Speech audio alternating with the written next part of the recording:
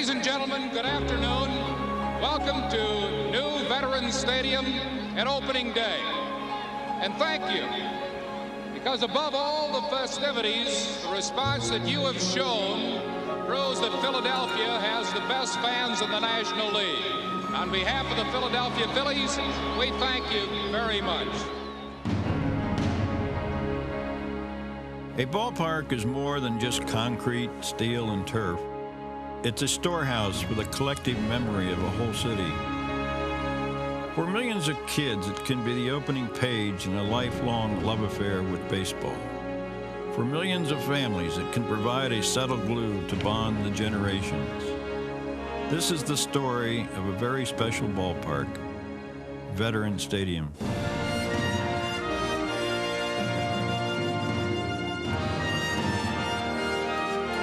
It was the place to play baseball in the National League. We had a winning environment, winning teams, great players, great fans. It's hard to think of the Vet without thinking of the fans. You just got the impression that they enjoyed coming to the ballpark. It was a great experience for them. It was amazing, and this was, to me, the Mecca. This is where you came. This was our church, and we loved it. We didn't come in and leave here any one day without having fun.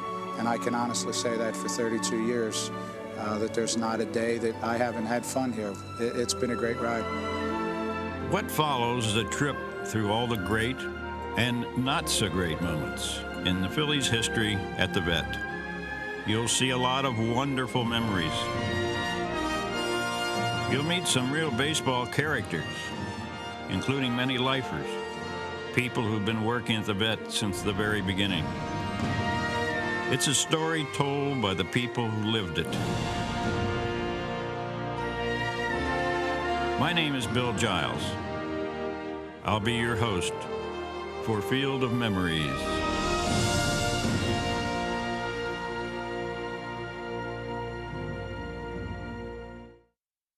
So make yourself comfortable and let's go out to the ballpark.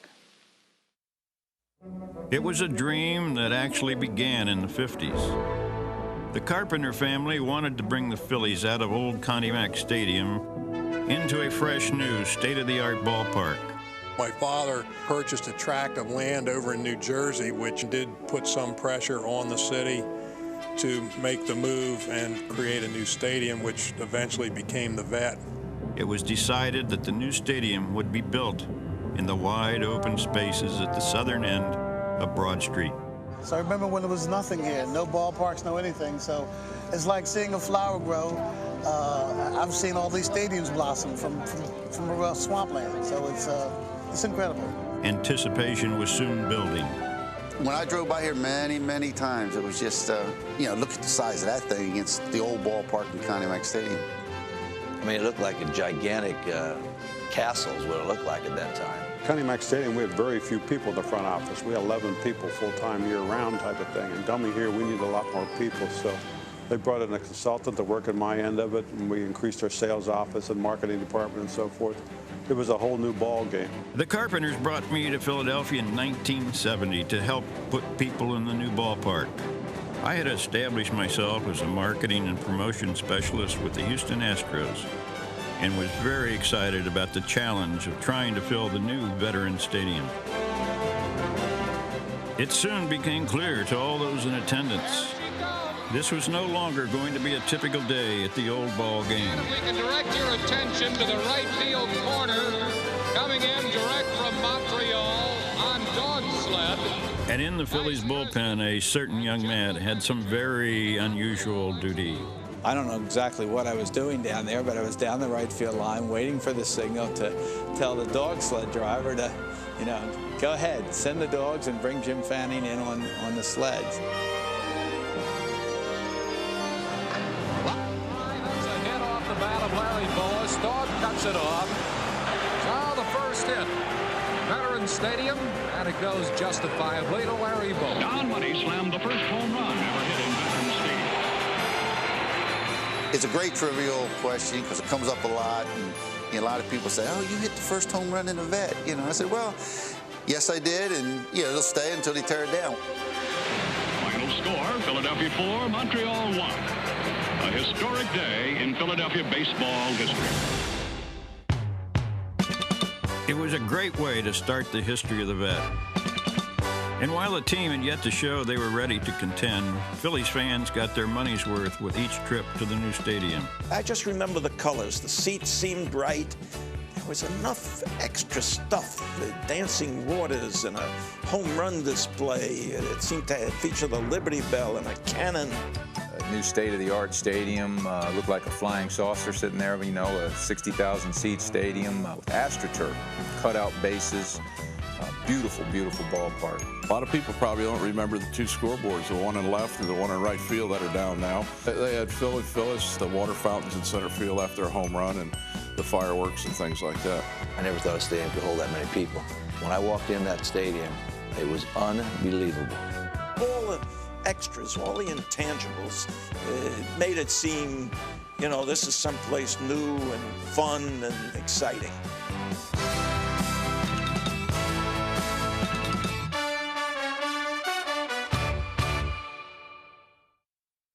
I view the Vet as a wonderful place. I mean, I started coming to games when I was in my mid-20s, and you know, it's carried me through most of my adult time as a fan.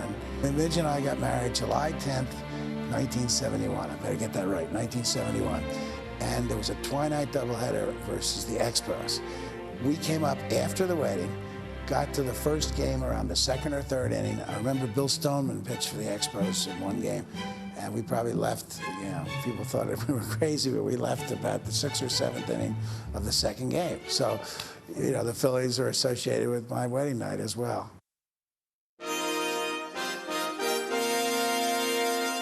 I always felt that a day at the ballpark should feature more than just a baseball game. One of the first changes was a new look to the game day personnel. Rosie Ron was there from the beginning. It was Bill Giles' idea that we should hire all these young women to be usherettes. It would be a nice new look for the stadium. We decided we would send out announcements to all the area colleges. We thought it would be a great part-time job for college students, high school students, anyone over the age of 18 who wanted to come and work at the ballpark. I was right out of high school. My first assignment was the 700 level, and I had to go up. I don't do heights, and I had to go all the way up to the top of the 700 level to wipe somebody's seat. We didn't even give me a tip. In the summer of '71, hot pants became the fashion rage, and we created a kind of elite squad of usherettes called the Hot Pants Patrol. My sister and I both went and applied. And we tried the uniforms on, and then Bill Giles handpicked us. The uniforms that the usherettes and hot pants people and all those people used to wear were always fun to watch. The high boots, the 70s. Remember the high white? Oh, man, it was great. We were wearing white plastic boots in August. And we were in double knit, one-piece, basically jumpsuits that didn't allow it to breathe. I do have my original uniform. A lot of people probably have them put away, but nobody has the white boots anywhere. We really had a lot of fun. Everyone really liked one another. It was a very, very happy, exciting time. One girl in particular caught the eye of our third baseman. So she always tells a story about, you know, I sent a note to my buddy to tell her I wanted to take her to Chris Short's party. I did tell her that summer, or shortly after that, cancel your dates for the rest of the summer. She didn't go for that too much. But I did. Yeah. Bonnie and John were married the following year.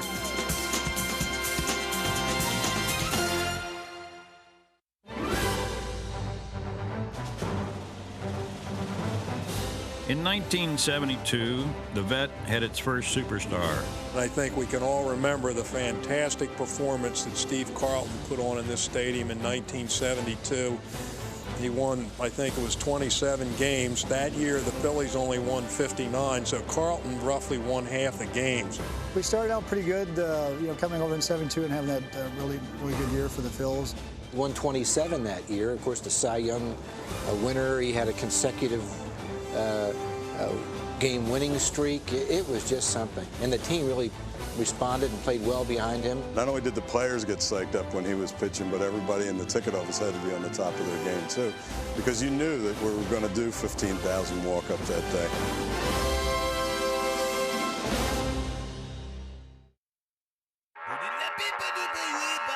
As a kid, this was like our playground, and we loved this place. I mean, you could come in on a Sunday, 50,000 people here, and 20,000 were kids. It was the best. The hot dogs with the stick, where they put the mustard with the stick, and the soda had the saran wrap on top of the soda. You remember the smells, and the peanuts, and the stale beer. Every spring, never forget, the one thing you always did was you made the lineup out. And I'd be in like history class. And like Sister Teresa would smack me with a ruler or with something. Usually my bang, because I'm writing the Phillies lineup, and I got the rotation down. For my birthday, it was never fair. My parents would get me a game plan for the Phillies. It usually was a Sunday package. I said, this is great, except I don't need it because I can sneak in for free.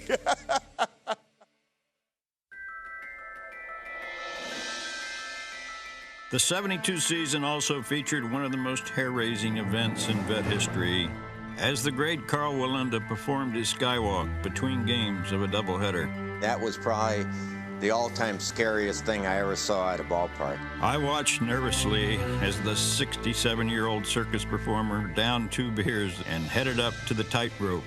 Chris Wheeler was working with me at that time, and we both went in our office. We didn't have the guts to watch this thing.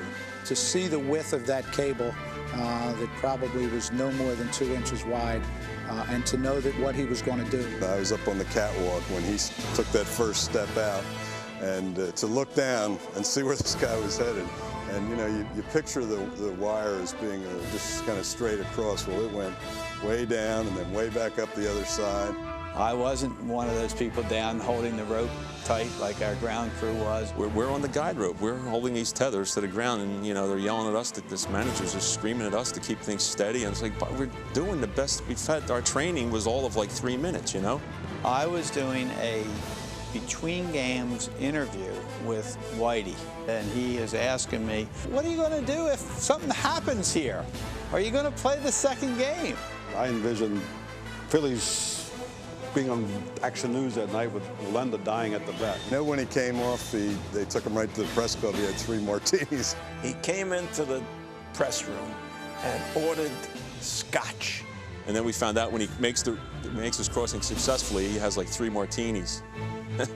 If he knew he was holding those ropes, he'd have had them beforehand, I'll tell you that. For somebody to do what he did at his age, Carl Wallenda was the greatest show I've seen here since I've been here.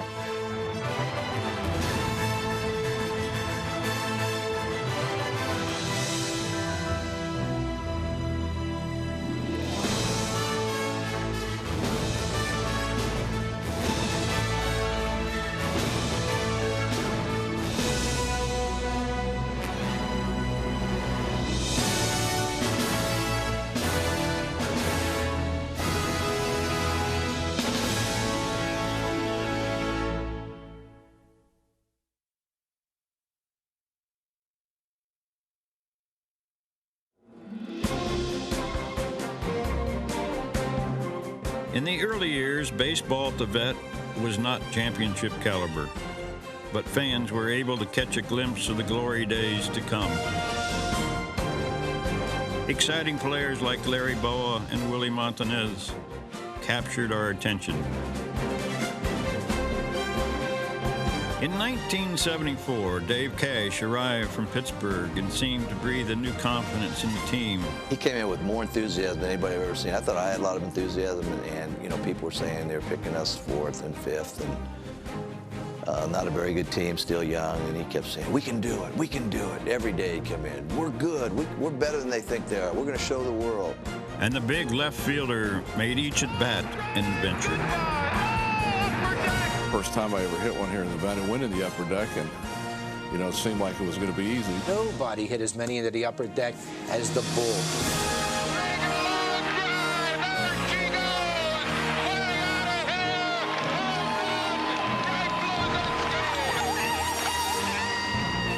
A young third baseman came on the scene and looked like he might be a player.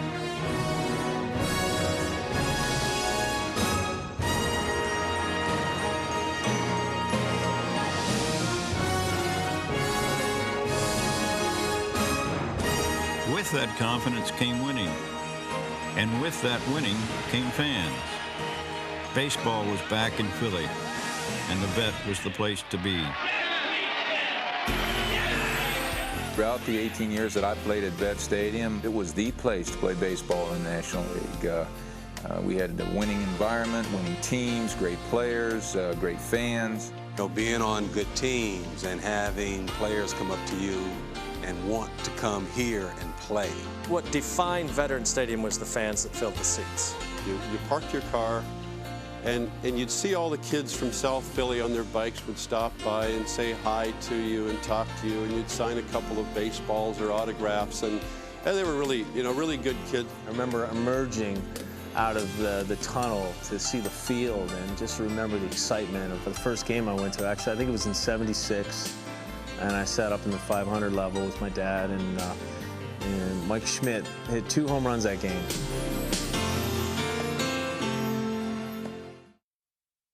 Get a chance to meet a lot of people on a lot of different levels, and especially at social functions, somebody will say, hey, this is Dan Baker, the Phillies PA announcer.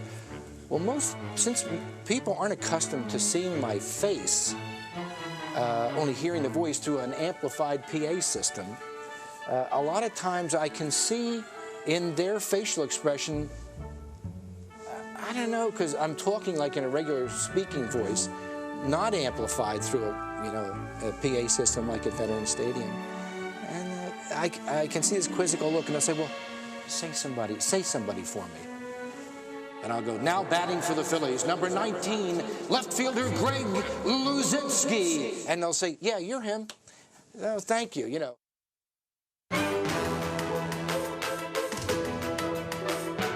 Now, I always believed that the opening day of a baseball season was special, almost like a national holiday. When I first arrived in Philadelphia, I didn't sense the same feeling from the locals. My mission was to change all that. How? By staging a series of wild and wacky promotions designed to remind the fans they were here to have fun. First, there was Kite Man. And there's 6 of us from the ground crew on either side of this ramp. And this Kite Man's going over his final instructions. He says, now I'm going to go down this ramp, and he's got all these guide ropes hanging off. And he said, if I holler to you that I'm in trouble, jump up and grab the guide wires. Mind you, Kite Man putting his life in teenagers' hands that are making $7 a game. A game, not an hour, a game. Kite Man came by me doing about 60. Whoosh! All you see when he passes us, another rope, another rope. And we're like, see ya.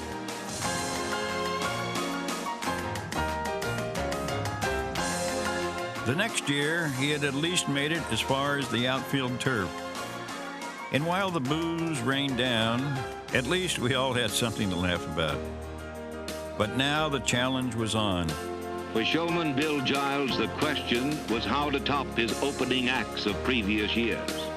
The answer required 424 feet of steel reinforced cable. On this cable would ride Cycle Man.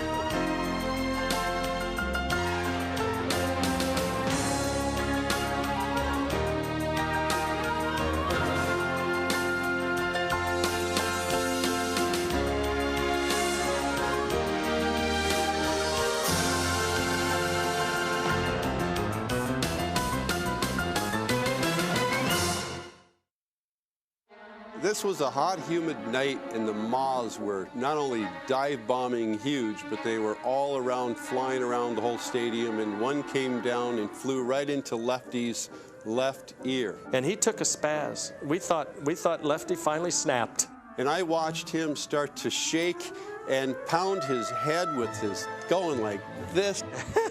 He started going crazy. Grabbed him, we pulled him up to the training room, set him on the table, and Don Seeger proceeded to take a tweezers and pulled the moth out of Lefty's ear. But in the meantime, from the time it happened all the way up to dugout, you've never seen a man go so crazy. I left my home in South Philadelphia in 1971 with 2 bad knees and the dreams of becoming a Major League groundskeeper. I thank God that dream came true. In many ways, a Major League ball club is a lot like the circus. If you follow the comparison, then the grounds crew are definitely the clowns. It was Bill Giles' philosophy at the time, and Bill was our executive vice president, and Bill said, I want you to work hard, but I also want you to have fun. And that wasn't something that he had to say twice to the ground crew. I told me a long time ago, life's one big Benny Hill movie, so you gotta have some fun. In the early 70s, the ground crew always had room for a certain honorary member. We would sit behind the glass. I'd sit there with the ground crew, and I found it more conducive to umpiring from that position. And he was a real big fan. He would curse and holler, and you know, and he was a typical fan. He hated to see the Phillies lose. One night there was a controversial call, and one member of the ground crew, he shall remain anonymous, although he still is here. He starts banging on the plexiglass window. And I smacked the glass. The umpire turned around, and when he turned around, he saw me, and I'm there shaking my head. And the umpire comes back and starts pointing, but he was pointing at me. See you later. But nobody ate up AstroTurf like Gary Maddox. Coming in to take away a sure hit, or roaming deep against the fences, Maddox simply outran the ball.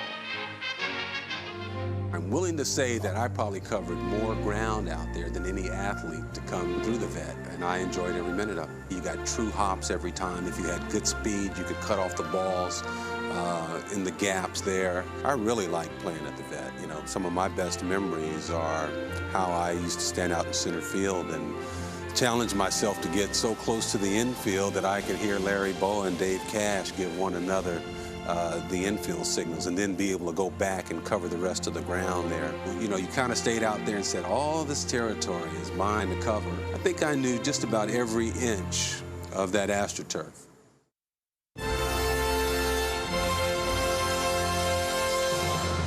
In 1976, the eyes of the world were on Philadelphia as America celebrated its bicentennial. We decided to try a new look around here as well. You know, spruce up the old girl a bit. It was all part of a huge party we threw in July as the Phillies hosted the All-Star Game. Bill Giles did an excellent job of arranging for the other cultural institutions to be a part of it. Had a nice party, had so many out-of-town visitors that walked away with good feelings about Philadelphia. The fans got a great show as 5 Phillies made the squad. The National League dominated, and we all saw a brief glimpse into the future. Yeah, we used to drop golf balls down at home plate and try to knock a 3-wood out of Veterans Stadium. And I remember that Mike Schmidt could do it, and I did it, but it took quite a few shots. And in the meantime, a couple of bad ones would hit the scoreboard and knock some lights out, or go up into the Sunoco sign. But that was a lot of fun.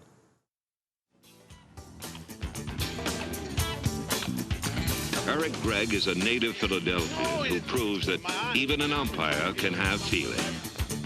My first game in Philly was October 3rd, 1976. It was unbelievable. First of all, tickets. People want tickets. I remember they wanted so many tickets. I called up and I said, you got to get permission from Bill Giles. I said, what do you mean? He said, you're over 30 tickets, Eric. So he says, what are we going to do, rip a section off and call it the Soul Bowl? And I had everybody there, my mom, everybody. Matter of fact, when they played the national anthem, my mom stood up. They played a song for my son. I said, Mom, that's the national anthem. Everybody went nuts. I was so nervous. I mean, I was scared. I turned white. I was scared to death. I walked to the field and I saw these future Hall of Famers. And I'm there, there's like 40,000 people at the vet. And Lefty comes with that big curveball, boom, and I said, for what? And I got a great catcher. Booney was catching for him, thank God. Everybody always say McCarry's the best catcher, but Booney, it was the best shot you're ever gonna see. Booney says, okay now, are you ready now? I said, I'm ready, I'm ready. And Lefty won the game, 2-1. I had 14 strikeouts. My strike rate was even big back then. Nobody said a word. I don't know how I got out of it, but nobody said a word.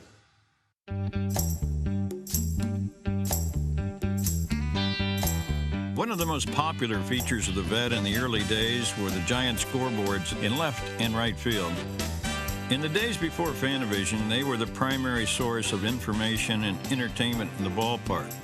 And the scoreboard room was probably the most fun place in the organization to work. Between Denny Lehman on the scoreboard and Paul Richardson behind the organ, as he still is, and with myself at the PA mic, I mean, we try to get the crowd involved.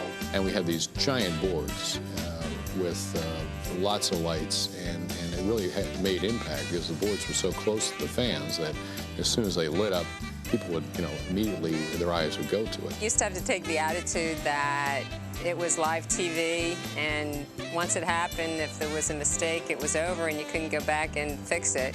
We used the personalities of the players and their names and their nicknames. Like Greg Luzinski, we made him sort of into this Arnold Schwarzenegger kind of guy with giant muscles and a strong like bull. The key to running a scoreboard, in my mind, was the anticipation of the action and what was going to happen. A batter hits a long drive into one of the gaps in left center or right center. Right away, it starts to click in your mind, right? Here comes a possible Otto Maddox or a Secretary of Defense, right? So at that point, what do you have to do? And I just have to be ready like this. And it's automatics. You'd all of a sudden get this kind of unusual hiccup sound in the room, and you realize that the whole computer system had gone down, which meant everything had to be loaded in again. All the stats had to go in again. Scoreboard room was a fun place. I actually, in the early 70s, I shared responsibilities with Chris Wheeler. Just being in that room and we were isolated unto ourselves. I mean, we used to get in all kinds of trouble with the stuff we put on the scoreboard. I didn't get a lot of direction per se, but I got a lot of rope. Paul Owens fired us one night, called over there and fired all of us.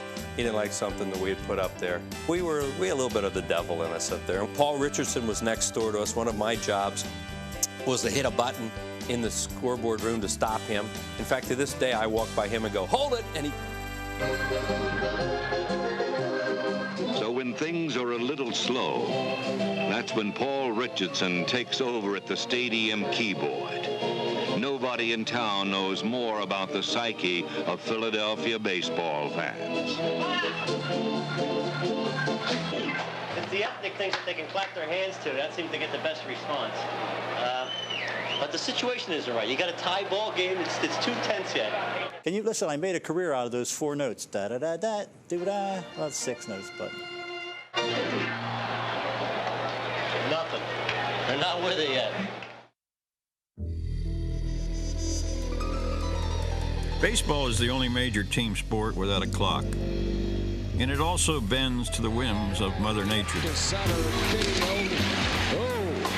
the throw is wide, cut off by Remlinger, cutting to score. They're going to get him off. Get that call from upstairs, it's raining at the airport, We always looked at it as the parents always told you weren't allowed to play in the rain, and now it was our job to be out in the rain, so why not play now? Now going out there and dealing with the rains and the winds, I tell people we look like idiots trying to deal with that wind. Everybody should pull a tarp once or twice in their life and understand just what a tough job that is and how heavy that can be. Yet rain delays can have a kind of charm of their own. During rain delays, we'd go up in the tunnel and watch those trucks that would, kind of suck the water up off the field. And then the city had a Zamboni driver who would drive around with this big vacuum cleaner is basically what it was. He would suck up the water, and then you would cross your fingers and hope that he would put the water in the drain. So loud. It hurt your ears. And, for some reason, I liked it. Sometimes a rain delay can be the cause of a most memorable night at the ballpark, like that incredible evening in 1993. It was a doubleheader, and there were over 5 hours of rain delays. And they finally get the first game finished. The second game didn't start until who knows when, after midnight probably. This would be a bad hour for most folks, Harry. This is the shank of the evening for you and most of us. I mean, oh, yeah. 3 o'clock in the morning, hear the chimes go off. The bars were closing, and all these people knew this was happening, and that team was a lovable team anyway, so they were coming down, and it got louder and louder and louder the later it got. Hundreds and hundreds of thousands of people are going to say they were here. It is just bizarre. Comes Mitch Williams. He could literally win his own ball game here. swing and a base hit to left center field. Hank Amelia's going to score. This game is over. On an RBI hit by Minjee Poo. The Bills have won it 6-5 and 10 on the Wild Things RBI hit. Can you believe it? But Veterans Stadium was pretty famous for the streakers that would run onto the field. And there had been some in other ballparks, and everybody's trying to think of, well, what could you play if a streaker, sure enough, a guy jumps out of the right field stands wearing nothing but a pair of cowboy boots, and he runs all the way around the field. And I had the foresight to have that Peggy Lee song ready. It was called Is That All There Is?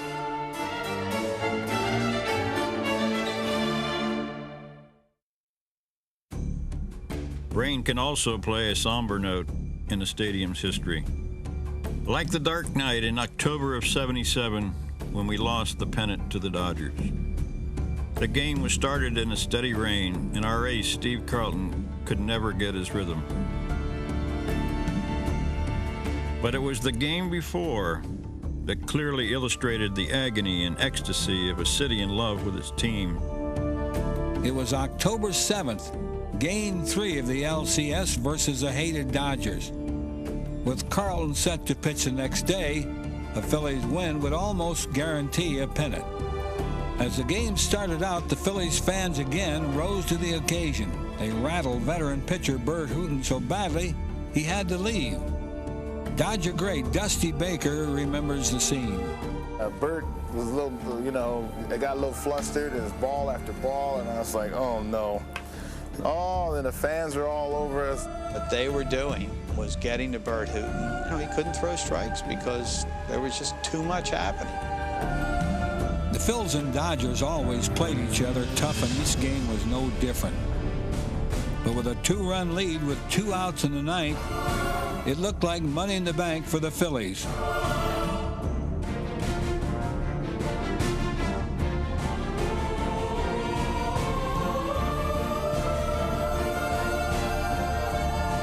Probably one of the sour moments here at the stadium was the Manny Mota fly ball, which is probably remembered more than in the history of Veterans Stadium as one of the big things.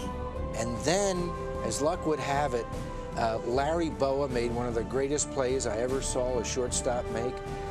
Hard hit ground ball off the glove of Schmidt. It caroms to Larry Boa, who reacts instinctively and so quickly and throws. He grabs the ball, throws almost in one motion to Richie Hebner, and looks like he's out. He's called safe. I'll still contend that, we got robbed. He was out. Davey Lopes was out at first. Davey Lopes, I don't know about that. I thought he beat you by a strike. But those 2 losses were really tough for this franchise because, again, we thought we were a quality club and one deserving that year.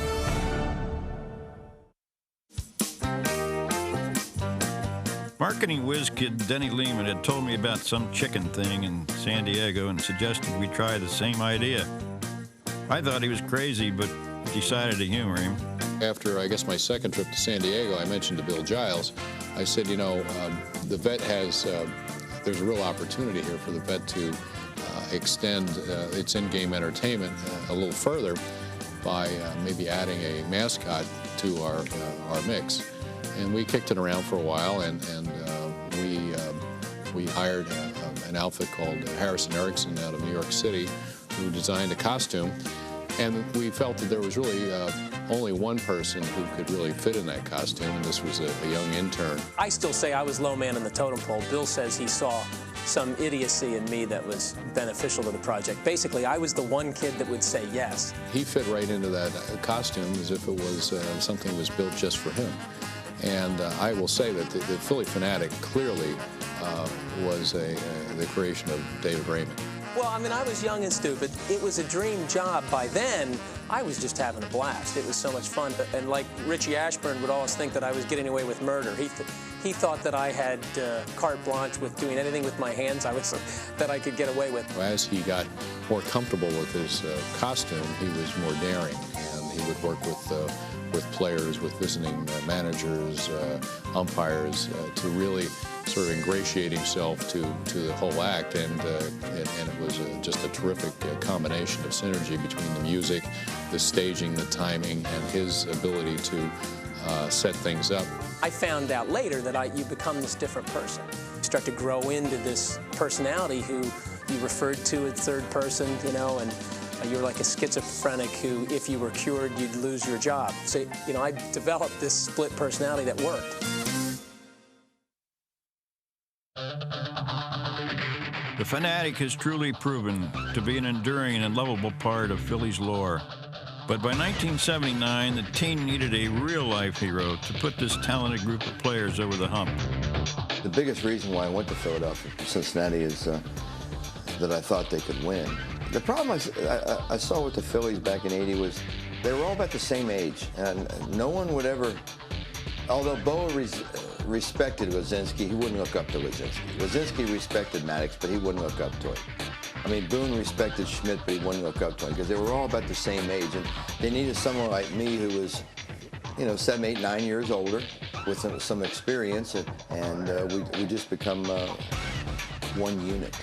He could ignite and motivate a team as well as anybody by his approach to hitting and his approach to trying to beat that other guy. He played this game day in and day out with the heart and soul that you try to sell to all the guys with great talent.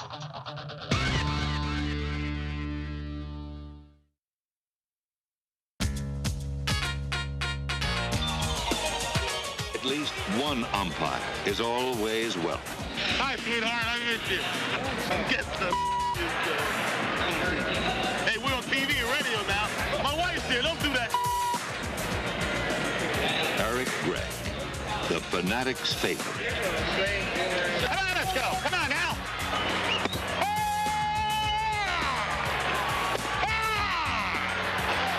Come on, Bank. Hey, let's go. Come on, Bay City.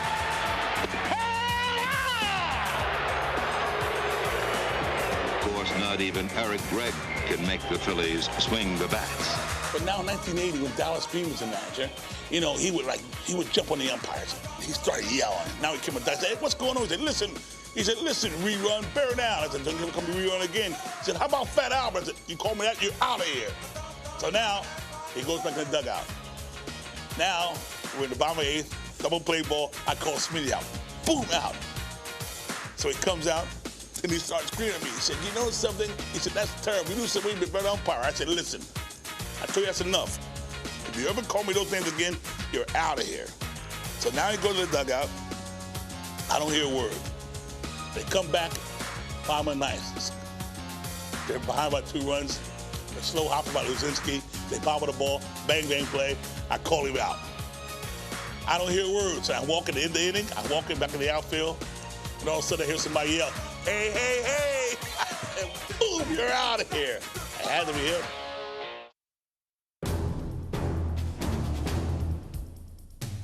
'1980 started out with a great omen as Kite Man finally reached his target on opening night.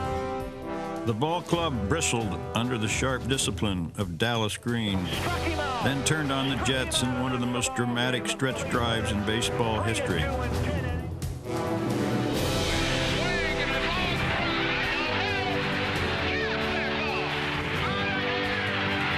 Night after night, September games ended in miraculous fashion.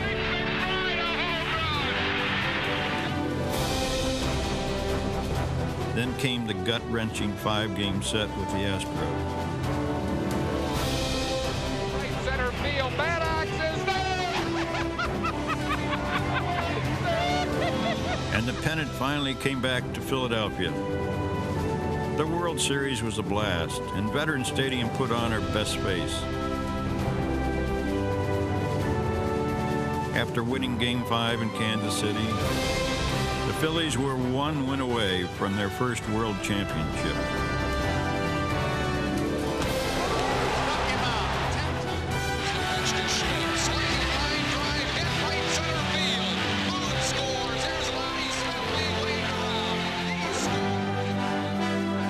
With With a 4-1 lead in the ninth, we all fastened our seat belts as Tug McGraw loaded the bases.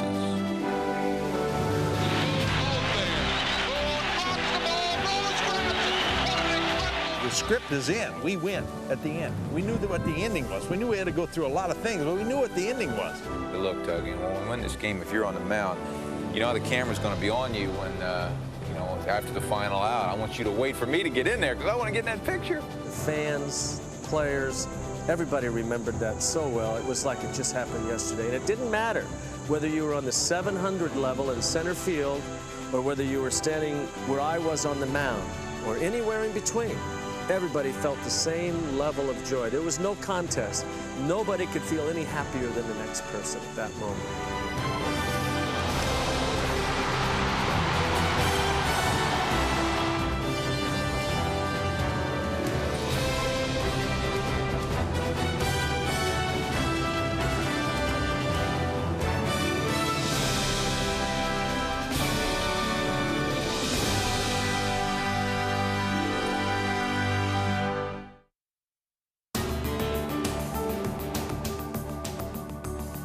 Pete Rose was going after Stan Musial's National League record for most hits, and now it's the big event. We're playing the Cardinals. The place is jammed here, and we have a press conference set up because afterward we can't have all the media in the clubhouse because it's just too much. And worked with Major League Baseball to get President Reagan to call in. I remember also there was a restaurant owner from South Jersey who wanted to give Pete a lobster because he read where Stan Musial was in town dining on lobster at Bookbinders, so he wanted Pete to get equal treatment. And I said, well, we have to have the press conference first. So we have this big press conference, and we have Ronald Reagan get on the phone. President Reagan called Pete, and it was hilarious the way Pete handled the thing. Tell the president, wait a minute.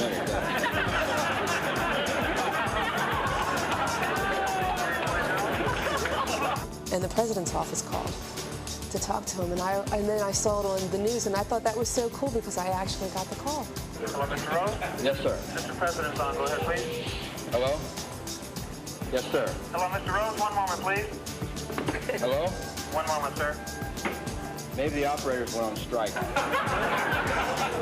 Good thing there ain't a missile on the way.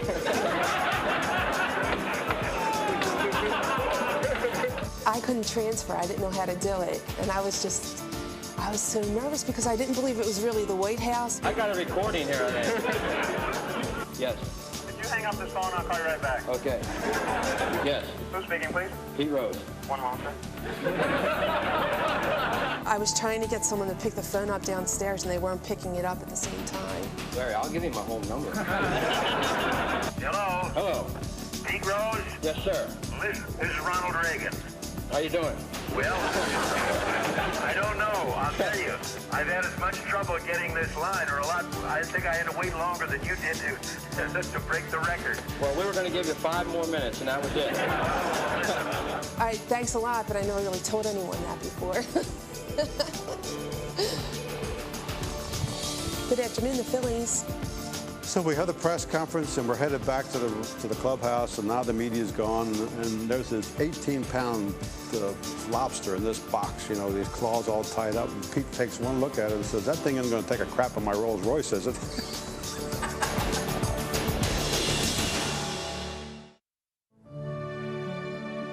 In March of 1981, the Carpenter family decided to sell the franchise. After assembling an investment group, my dream of running a big league ball club had finally come true. Set a goal when I was 15 years old to try to operate and run a major league club, and I'm elated. The following year, a gutsy group of veteran gamers and future Hall of Famers dubbed the Wheeze Kids took the National League East by storm.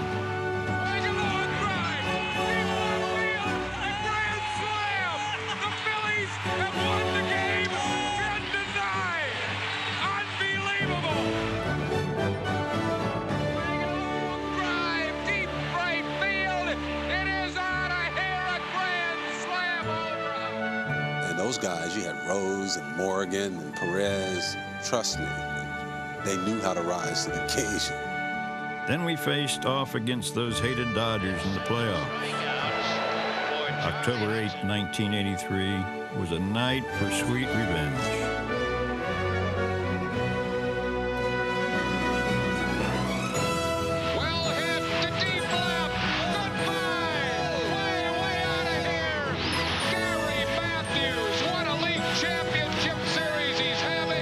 to beat them and being from the area, for me, from Los Angeles, was just awesome.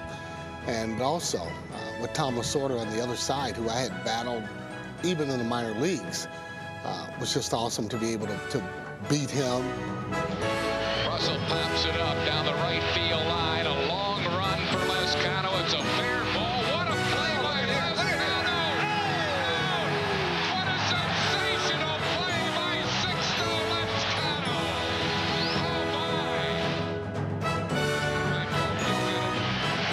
Mr. T out there.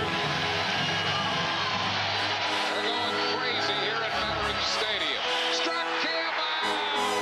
Phillies have won it, and now it's Schmidt's turn as Howland dives on Mike Schmidt.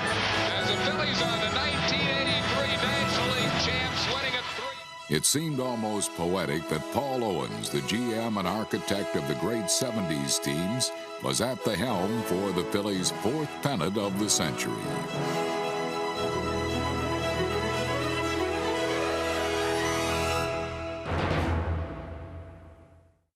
And I remember being little, being 10 years old, and going with family, and my mother and my father, and we would walk up and being around all these people. And they're walking up the ramps. It was such a special feel. And the Phillies were it. My mom was a big-time Phillies fan. My mom caught me my first foul ball. Jay Johnstone was our guy. And we would come, and every once in a while, my mother would allow, we would go do the same thing, and she would give me a sip of beer. We would get the Schmidt's beer, and we would sit there, and I would be allowed one sip, and we would watch the game. My grandmother was to come to the games. She liked Bob Boone. That was her favorite player. And she liked Schmidt because she says, I like the way he shakes his gigi. That's what my grandmother said.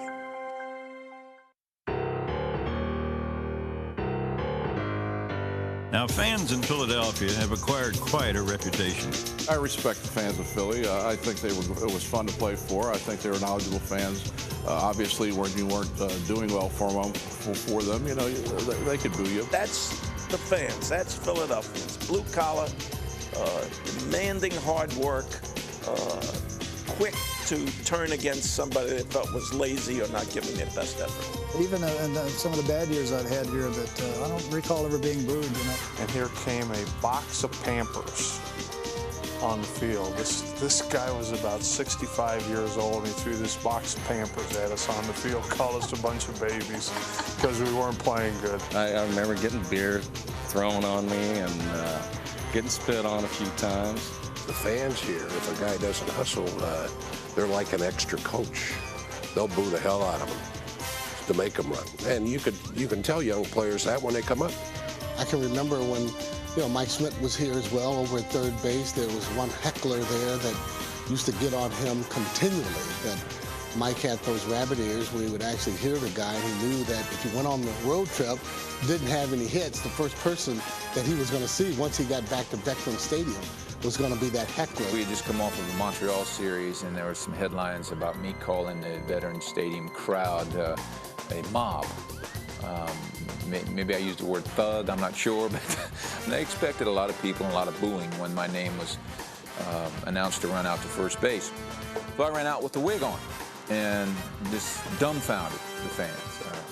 The sense that I got was they were all going, you know, like, you know, 30,000 people were ready to boo, and then they looked and they went, what is that? Who's that? That's Schmidt in a wig. Ah, look at him in that wig, you know? Mike would have probably rather stayed in the clubhouse that day. In fact, some players like to treat the clubhouse like a Motel 6. I remember spending the night here many nights after night games, and we had a day game the following day. And it was a place of refuge. It was my second home, you know. Had my wine cellar, my locker, you know, so didn't need to go anywhere.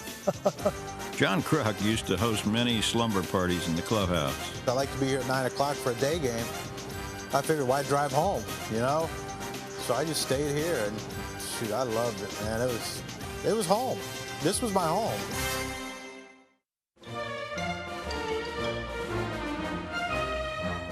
Field is basically for baseball.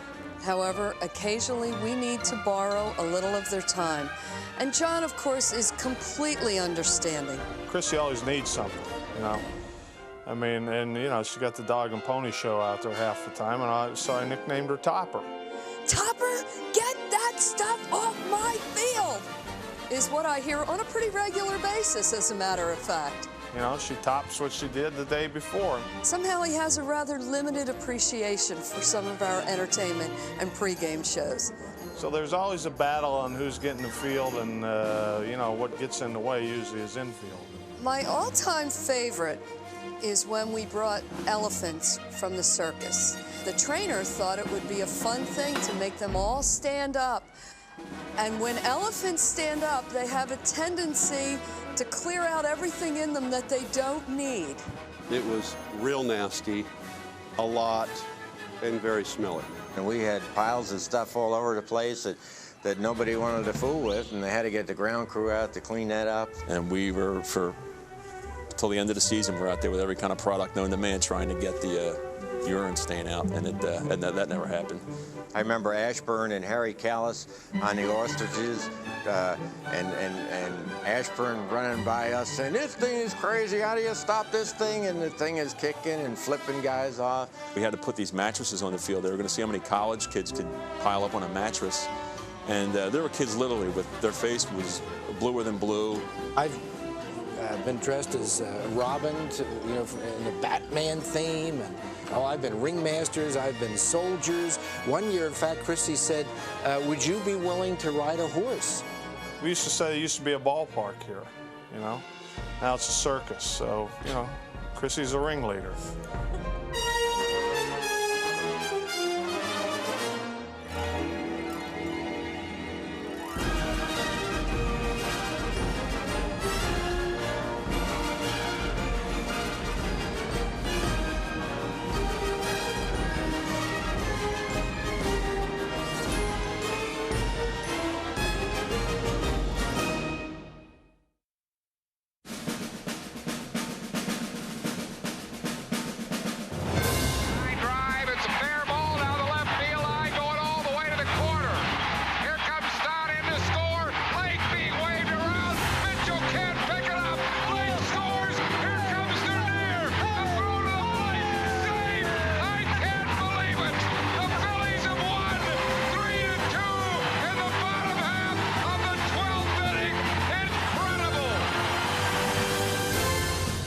The beauty of baseball is that on any given trip to the ballpark, you may see something spectacular.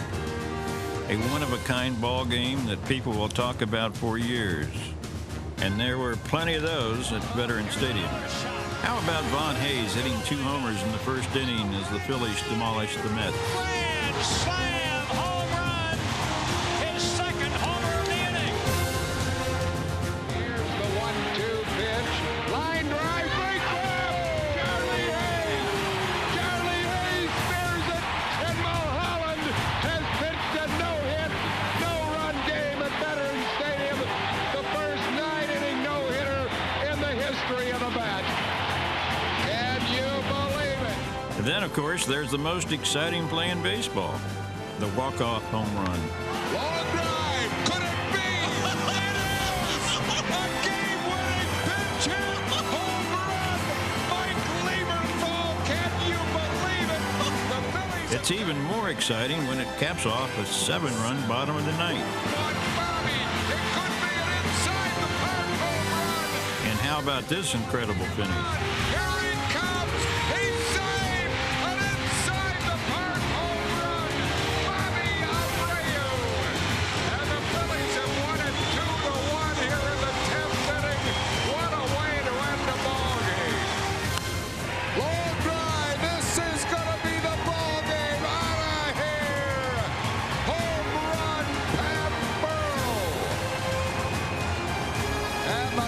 Have won it 3-2 in the bottom half of the 11th inning. And then you get some guys who have to show off and get 2 in the same week. Long drive, he did it again. E11 is Pat Burrell's lucky number. Phillies win by a score of 7-5. Pat Burrell does it once again in the lucky 11th inning for the fight, Bill.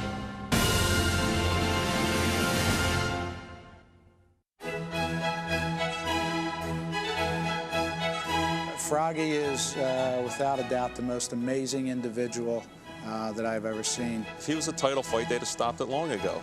I've been here since the place opened. Seen a lot of great baseball. Had a lot of fun here. Been here for all the great moments. Nice work if you can get it.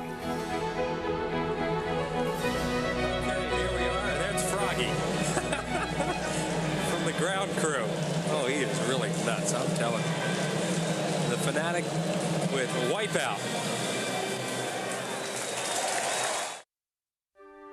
I remember going to Fan Appreciation Day. My brother Vince and I would go and, you know, we'd get our little snack pack and we'd walk around and get autographs. They were all sitting in the tunnel and, you know, Johnny Oates. We had pictures with Schmitty and all the guys as well. So they were up there signing autographs on Fan Appreciation Day, which was neat. And I remember, again, it's all the opening days, all the crazy stuff, you know, the Phillies would do with, you know, the Rocket Man and Kite Man and all these things. And so it was unique. I mean, they tried to make it fun here, and I remember it was really instrumental in inspiring me to want to become a Major League player. So it had a lot to do with it. Because of this place, I am doing what I love. Because I fell in love with sports here. I fell in love with baseball. And I always wanted to be a part of it. And once I realized that I couldn't play in the major leagues, I'd have found an alternative route, and so I chose the media. Well, I really grew up with this place. I never went to Connie Mack Stadium. I was 5 years old in April '71 when the Vet was opened, and I came here for the very first game, and I'll be here for the very last game. I remember the Fanatic, too, when I first saw the Fanatic, and, you know, I just remember thinking, wow, you know, this guy's got a great job.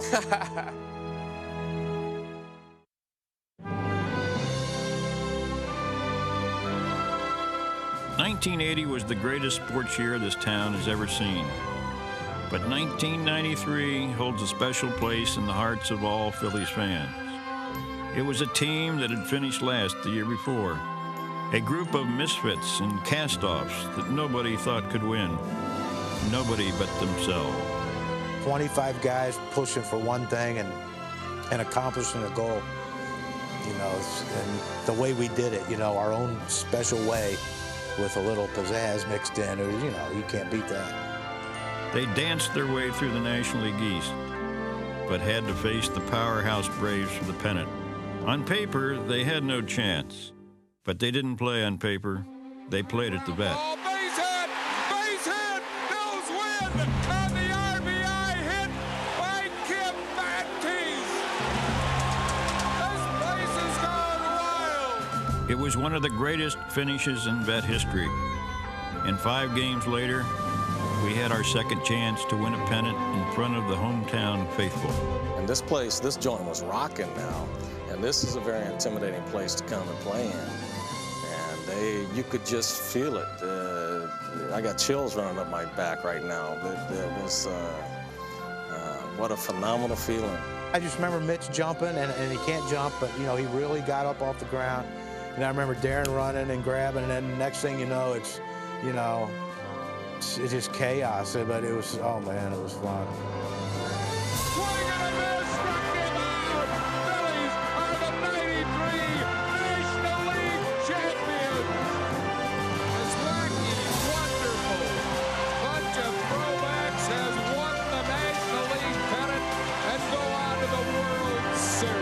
People can't grasp that live around the country or have played in other cities what it's like to win in Philadelphia.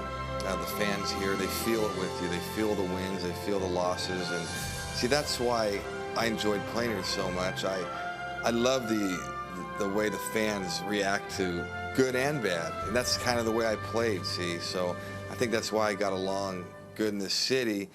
But the satisfaction of not only our club, but to celebrate on this field with those fans, because that's a big part of it. It's not just the players, it's the fans, it's the city, and that was a special thing.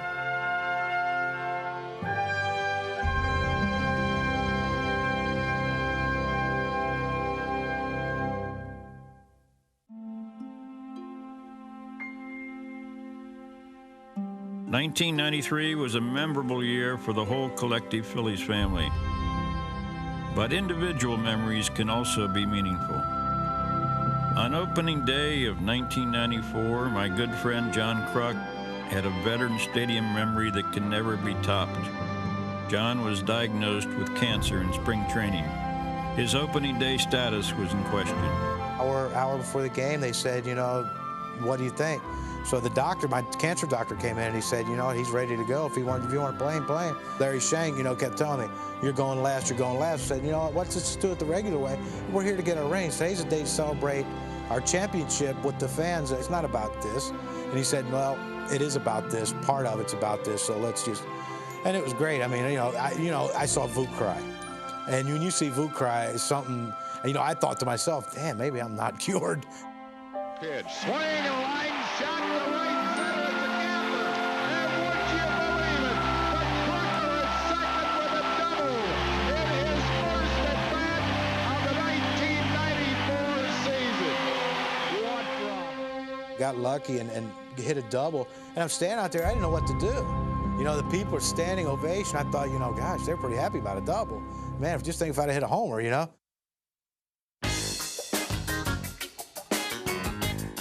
John Kruk is a true baseball character, beloved by the fans for his self-demeaning candor and his beer league persona. But there have been plenty of other characters to grace the turf of Veterans Stadium. I would just do crazy stuff. A lot of it with the mask. It started with the cone head, doing little dances. And I think in turn it kept other guys loose. You know, there were some people didn't care for it, but some guys appreciated it more than others, so you would spend more time joking around with those guys. A lot of the real wackos seem to be closers. Froggy gives us his assessment. Relievers, I've seen them all. Tug, he was nuts. Petrosian, out of his mind. McDowell, what a wacko. Mitch Williams, what can you say? Now that Patalico, he's got potential.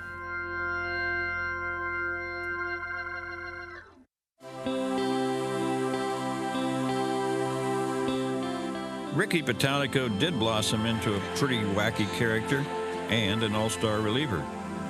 He was our lone representative in the '96 Midsummer Classic, the second time Veterans Stadium hosted the game.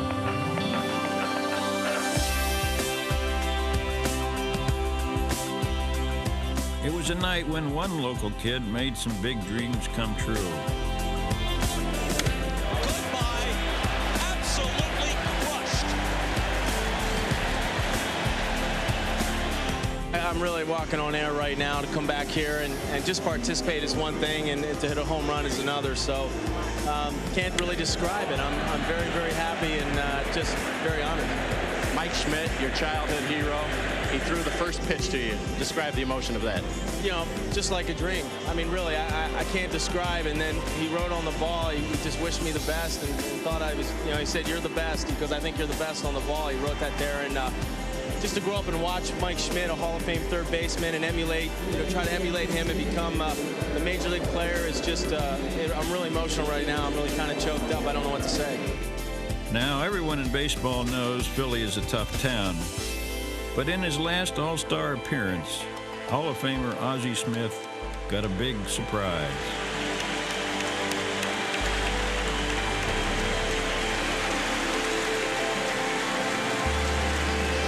This town doesn't have a great reputation for being generous with their applause and stuff, but you know, it's a memory that will be with me forever. I've seen the picture a million times of where people, the greatest compliment that we can be paid as athletes is for people to come to their feet to applaud and thank you for an effort, and they certainly gave me that, so that memory certainly stands out.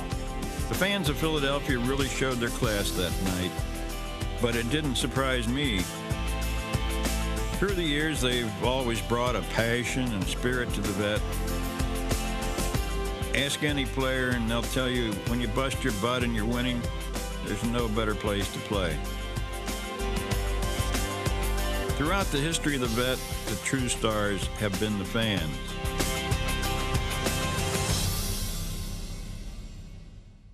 We Philadelphians tend to beat up on our own, whether it's our own players, our own stadiums, our own politicians. We tend to beat up on our own a lot. I remember in the mayor's box in 1996 for the All-Star game. It was the afternoon of the home run hitting contest. And somebody brought the Canadian ambassador who was up to see some of the Blue Jays players and whatever. He brought him into our box, and he was sitting with me, and he said, you know, Mayor, he said, straighten me out a little bit. I've read all this bad stuff about the vet. He said, this stadium looks beautiful. And it was early, before the home run hitting contest got underway. And the blue seats were in, the new blue seats, and they looked terrific. And the bunting was there for the All-Star game. I don't know how many people remember that. And the place did look beautiful. And the vet, for its type of stadium, was, I think, a pretty good and serviceable stadium. And look, we all have great memories about the vet. You know, my memories are sports related, but some of my memories are about all of the great things that Bill Giles did in the early years of the vet that made it such a fun place to be. I mean, we take the Fanatic for granted. I've been in a lot of Major League ballparks, and there's nothing like the Fanatic in terms of the fun and the spirit he brings to the game. I'm going to miss this place because there have been the times, I don't know if people just, you know, they like each other's company so much they can't keep their hands off one another, and they like to find those nooks and crannies at a ballpark on the 700 level. And what's great is what happens is my phone, the hotline rings in the Fanatic's room. Hey, Fanatic, we got a love couple up in the 700 level. You know, that's when you got to go up and, you know, hose them down.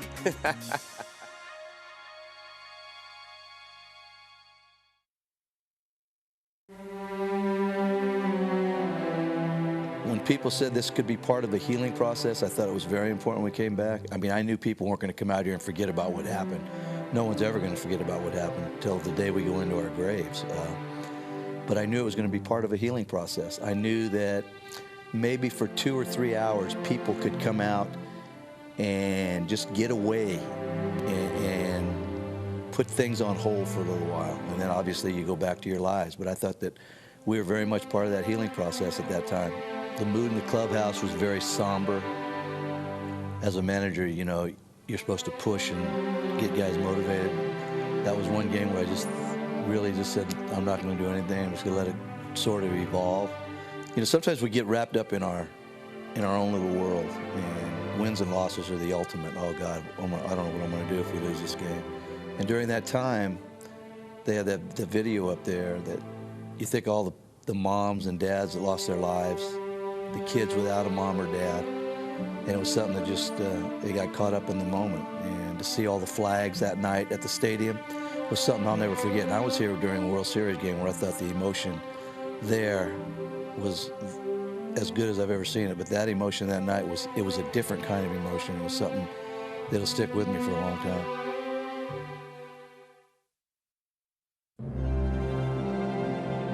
Over the years, we've taken great pride in honoring our past. Veterans Stadium has provided a beautiful backdrop for a variety of ceremonies designed to celebrate our heroes and stir our emotions.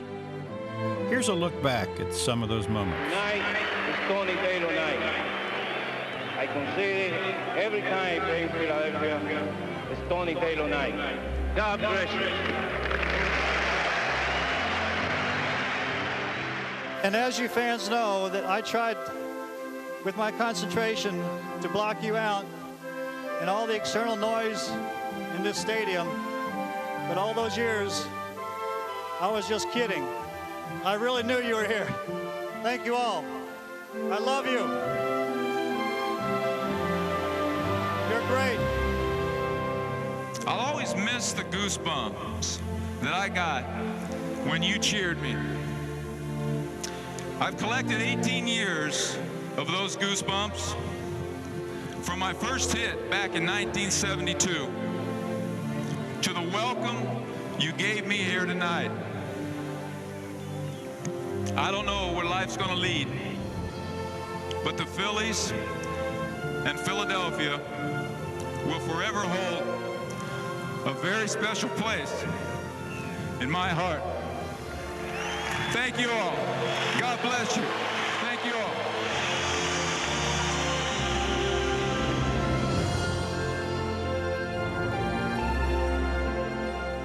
Just want to say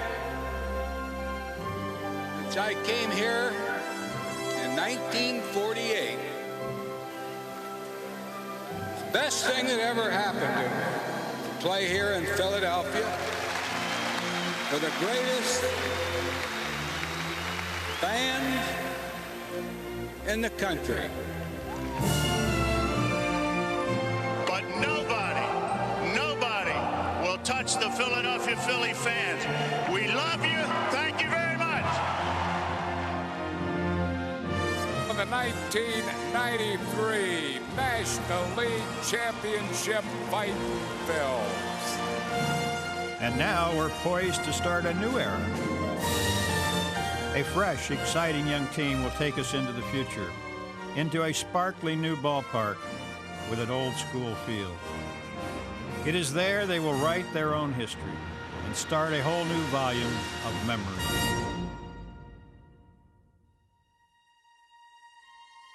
But just a stone's throw away from Citizens Bank Park will lie sacred ground, a concrete field containing nothing but echoes of the past.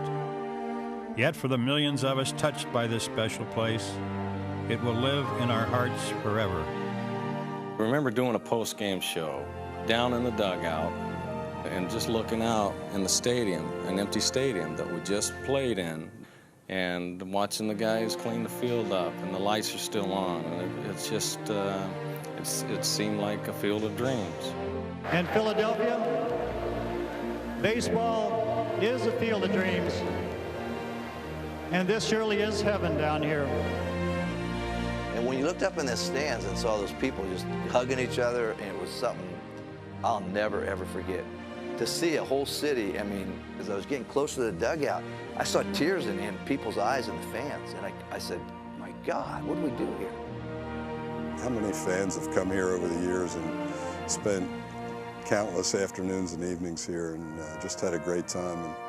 And it's been a wonderful place. Phillies and this stadium have been a timeline in my life. A lot of good happened here. Kids were able to be kids. And that's what I remember. That's why I look back and I smile.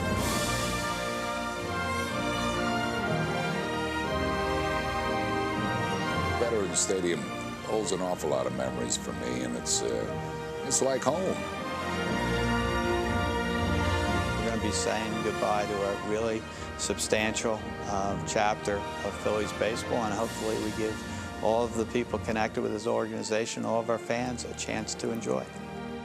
It's a place I'll never forget. I mean, there was things that I was able to participate in and be a part of that no matter how much money you have or no matter what you're involved in, you can't duplicate.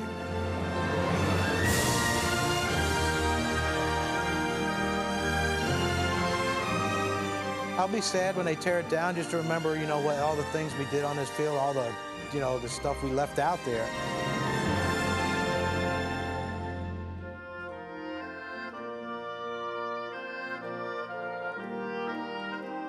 Sometime next year, I'm sure I'll be standing, God willing, I'll be standing in a group of people while the old vet comes down.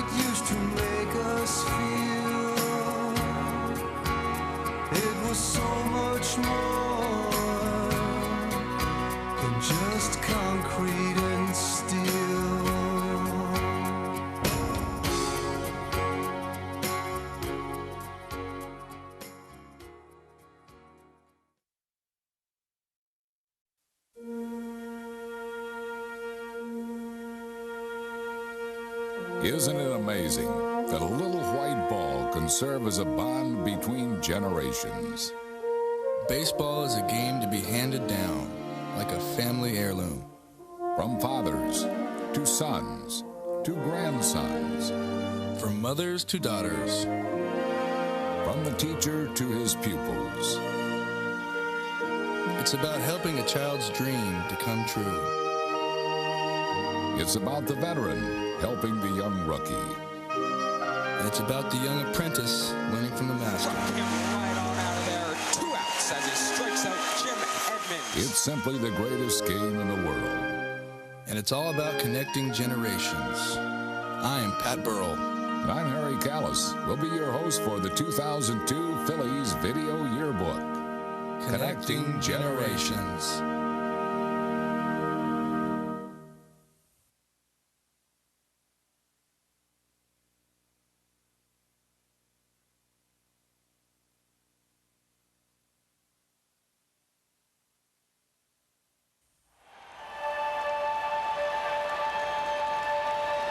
The Philadelphia Phillies are one of the oldest sports franchises in the United States. The Fightin' Phils. There's a lot of history here. Seems like I've spent most of my adult life on or around this team. I've been through the hard times and I've seen the glory days. My name is Larry Boa and I'm the manager. Titans just do not go down.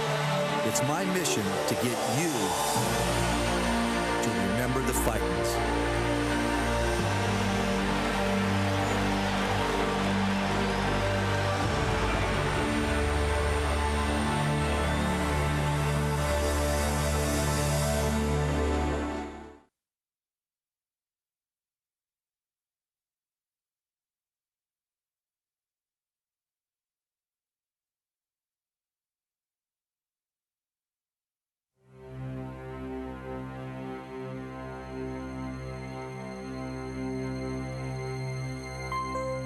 In between the exuberance of youth and the serenity of the golden years lies a lifetime of memories.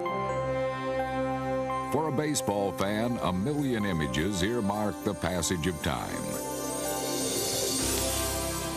Whether it's witnessing a part of the game's history or simply making contact with a favorite player, the image is indelible.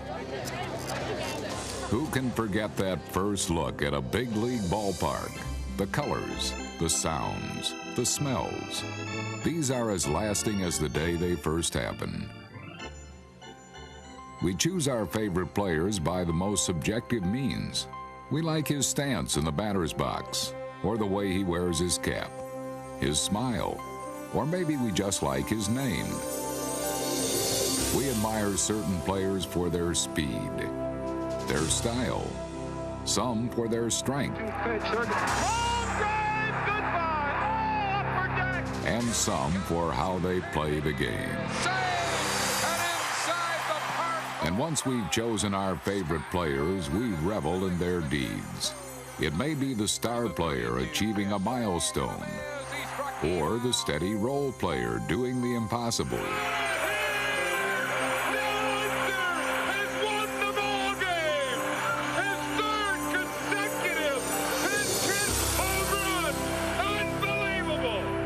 It may be a key hit in the biggest game of the year, or a late-night miracle in front of a few loyal believers.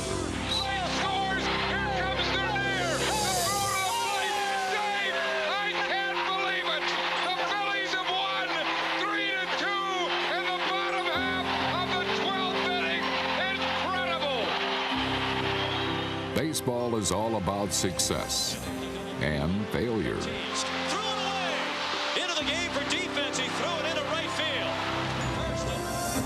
But somehow the script always seems to provide a chance for redemption. Hard ground ball, base hit, Bills win, and the RBI hit by Kim Baptiste. This place is going wild.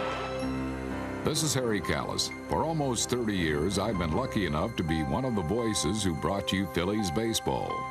As part of our end-of-the-century celebration, we'll take a look back at the last 100 years of our fightin' Phils. From the fabled teams of yesteryear to the great individual performances.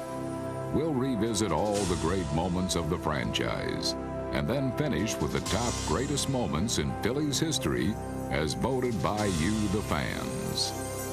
So strap in for a very special trip down memory lane and have a great flashback.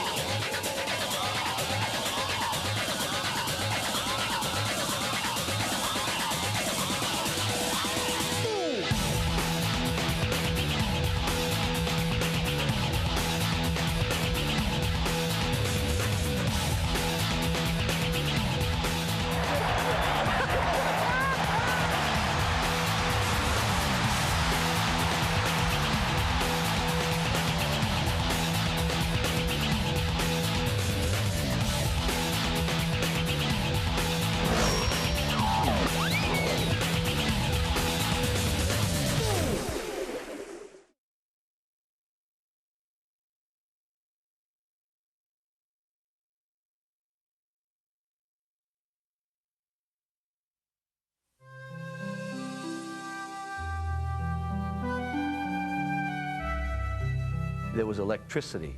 It was spine-chilling. For National League playoffs between Houston and Philadelphia were, without question, the most action-packed league championship series in history. Great athletes, they rise and they get the job done. You got the feeling that those games could go on and on and on, like a heavyweight championship bout where both fighters can withstand punches. This was a real bunch of battlers and people that weren't lovey-dovey to each other all the time either. This was not the good ship Phillies, you know, this was not a happy bunch of people. There was such a chip on the club's shoulder that it worked to our advantage. It was almost like we weren't going to be denied. No matter what happened, we weren't going to be denied. We were playing for a lot then, and the object of the game is to win the game, and you have to do whatever you can. We had 25 guys that wanted to play. We didn't have 3 or 4 happy to be on the bench. We had 25 guys who wanted to play. It's such a trite saying. Yeah, we did it for our fans. It was truly for all of us. The love affair between the Philadelphia fans and that ball club was something I'll never forget. My name is Dallas Green. A baseball life can be filled with equal parts joy and equal parts heartache. The prestige and glamour of the big leagues are often balanced by countless lonely hours away from home. But if you're lucky, with a lot of sweat and hard work, you eventually get the taste of glory. In the fall of 1980, I got the taste of glory. Yet glory can be very hollow unless it's shared.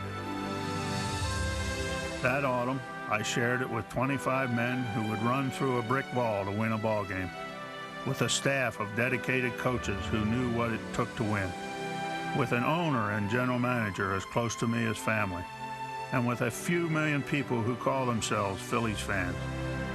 These were our glory days. This is our story.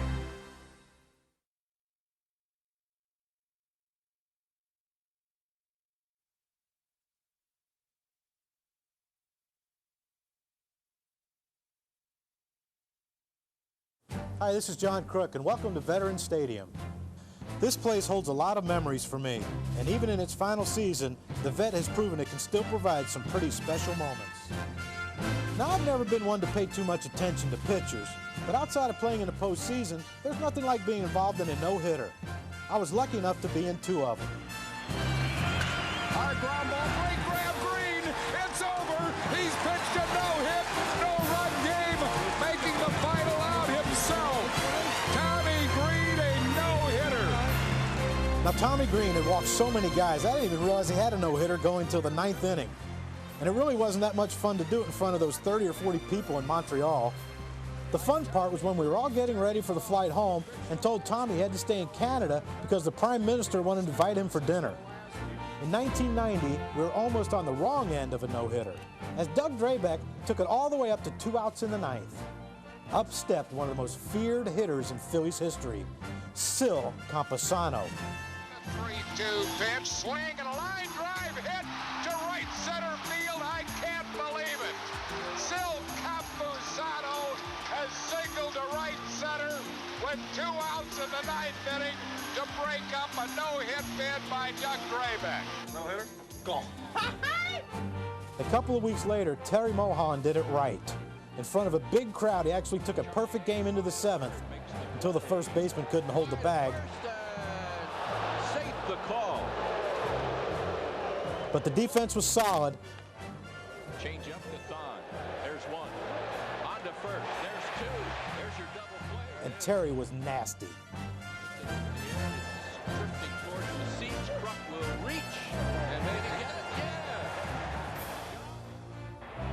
32,000 plus on their feet at Veterans Stadium.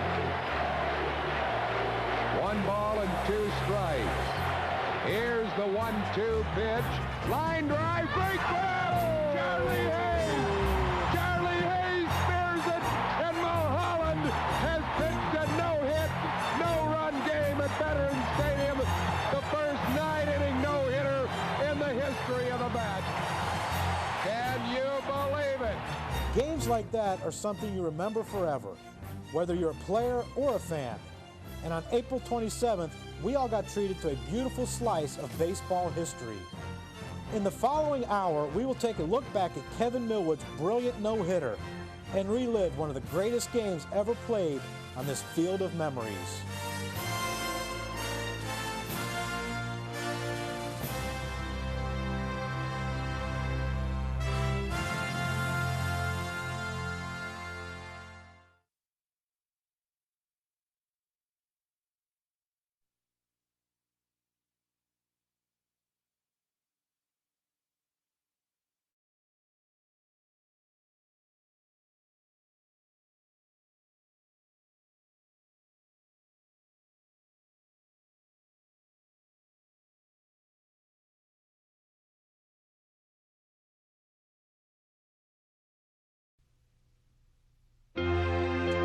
It takes a lot of dedicated people to run a baseball team, from the executive level down to the clubhouse, from the players to the game day staff.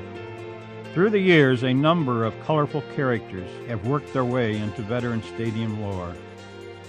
It would take hundreds of hours to tell all of the stories, so here are just a few. Who was my favorite non-star Philly? It had to be Jay Johnstone. I mean, because Jay made baseball fun. I thought he was one of the great natural left-handed hitters. Roger McDowell was definitely, in all my years of playing, the craziest practical joker in a clubhouse I've ever seen. He had a collection of a bunch of things, snakes and hot foots, and I think Roger was probably the biggest prankster I've ever been around as far as, the hot foots with Vuk. I mean, he got him almost every homestand, and he didn't have a clue, which is, that's pretty good. Roger went so far as to punish me for leaving a game too early. It has been brought to our attention that you, club president, left the game in question in the second inning.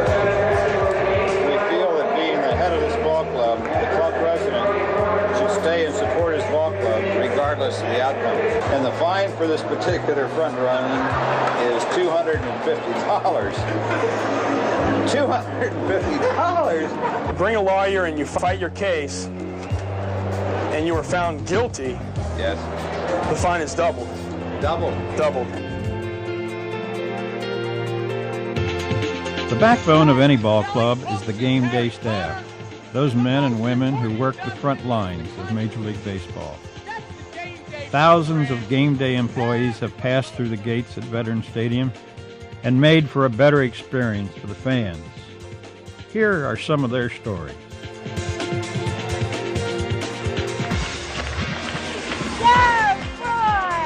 Cheryl Spielvogel is a fixture in the stands. For 28 years, she has flung peanuts, served the clientele, and made a ton of friends. How you guys doing tonight? We actually made it to the first inning. Yeah, I know. That's why I'm surprised to see you. I'm good. How about you? Wes Winnington has worked for the club since the old Connie Mack Stadium days. Basically, I'm like a Mikey. If someone has a problem, they don't know what to do with it, give it to Wes. He's one of a large group of game day people that the fans never see. But he's essential for making the vet as comfortable and as safe as it can be. What'd that guy just throw? Roger on the 611, and we got 611 on the catwalk. You got a scalper outside of H booth. We've got peanut and soda spill. I believe that's on the cat.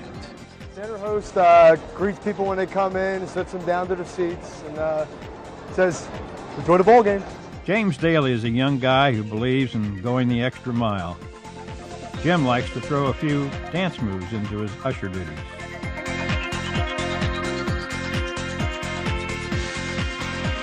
These are just a few of the wonderful people that make up the fabric of the Veterans Stadium experience. There are thousands more who deserve much of the credit for making the Vet a memorable place.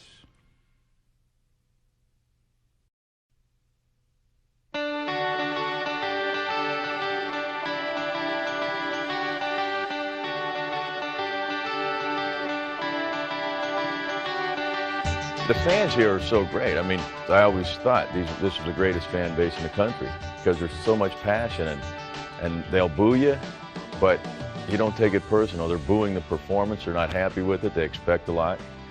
And in return, you can't get a better ovation than you get in Philadelphia. But I think our fans on balance are great. They're smart. They know the game. They appreciate hustle. Our fans won't get on a player who they believe is busting their gut. They just won't do that. You know, a lot of people say it's so hard to play here, but I think it's easier to play here because of that passion. You know when they're giving you everything they've got, you should give them the same thing back in return, and I wouldn't trade it for the world. I think they're the best fans in the world. From yo-yo all the way up to flagman, the Vet has always had its share of unique fans. Tough, passionate, boisterous. The adjectives go on and on. It's a group that likes to wear its emotions on its sleeves, or in some cases, its banners. In the later years of the Vet, a new phenomenon took place, the advent of the fan group. These fans would develop an intense loyalty to one player. Swing and a miss, struck him out. 12 strikeouts for Schilling, that's the biggest of the afternoon. If he gets anything less than 400, I'll be surprised. Sometimes friendly rivalries would start up. The Salameter would look like junk compared to the Bird's nest. Junk. Just wait till this gets big. Wait till this gets big. Schilling's a nerd.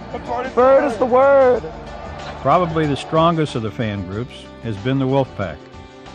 Their trademarks are great choreography and an unshaken loyalty.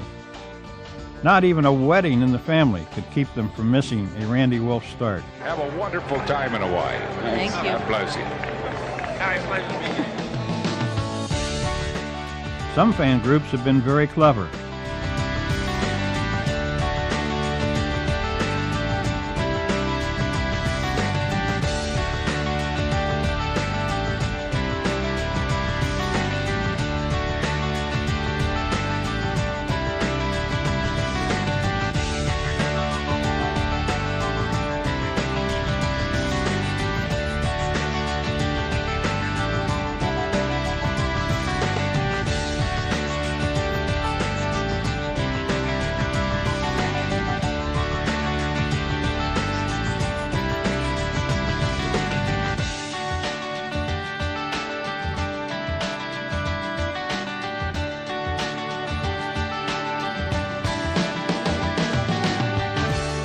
To all you great fans out there, the entire Phillies family salutes you.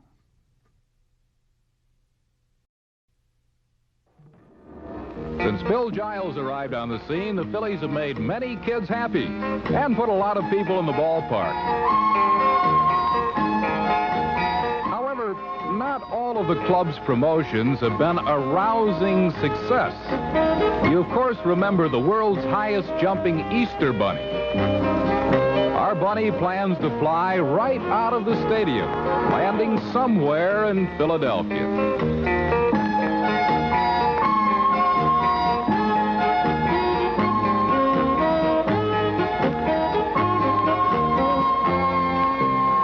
Would you believe over the mound?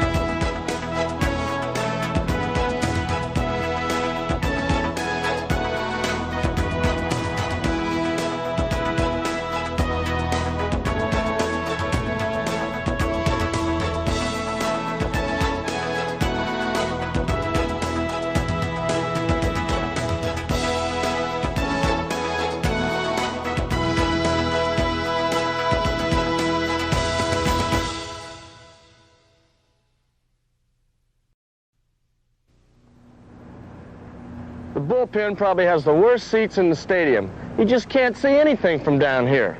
It's terrible. Now, if I had my way, I'd rather sit up here. These are good seats. They're up high, you look down the field, you don't miss any action. So I told them, I'd rather sit up here. If you need me, call me. Try the upper seats at the Phillies games. You'll have a better point of view. The Dodgers make their final appearance at the Vet for the July 13th weekend. Garvey, Lopes, and Say open Friday night, the 13th. Saturday afternoon and on Sunday, it's poster day. All our fans receive a colorful action poster of our team. It's designed by you know who, and it's perfect for your room at home. Here's a great souvenir from the Phillies. So pick one up on poster day, Sunday, July 15th, right before the Phillies face the Dodgers. Hi, Joe. Hello, Mr. Dunhee. Now, this is a nice hat. But, Timmy, the hat's for kids. Oh, no. We asked a few fans, what's a Phillies fan package? Phillies fan package? No, I don't know. The Phillies and Tasty Cake are giving a fan package to everybody on Sunday, April 13th. What is a fan package? The package consists of a Fanatic poster and button, a litter bag, a game schedule, bumper sticker, decal, and more. Do you know what a fan package is? Yeah, it's always had too much beer. Pick up your package Sunday, April 13th. It's for everybody. As you know, I'm partial to hats. Wear them everywhere. So when an item comes along like this, I've got to tell you about it. And here it is, my own design, boys. This red Philly sports cap is adjustable to fit any head, even McCarver's. And it's yours free if you come to the ballpark Sunday, June 14th. A Philly sports cap for all men and boys on Sunday, June 14th. I designed it so you know it's a great hat. And if you believe that, I've got some swampland in Bryn Mawr.